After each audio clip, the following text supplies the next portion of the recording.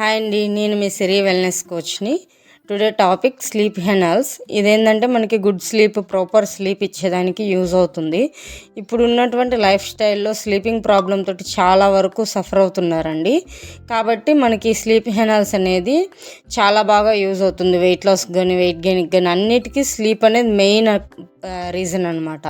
ఈ స్లీప్ అనేది మనం ప్రాపర్గా చూసుకోవడం వల్ల హెల్త్ పరంగా మంచి రిజల్ట్స్ తీసుకోవచ్చు. ఇదేంటంటే మనకి 28 days ప్రాపర్గా తీసుకోవడం వల్ల రిజల్ట్స్ అనేవి మనం గమనించవచ్చు అనమాట.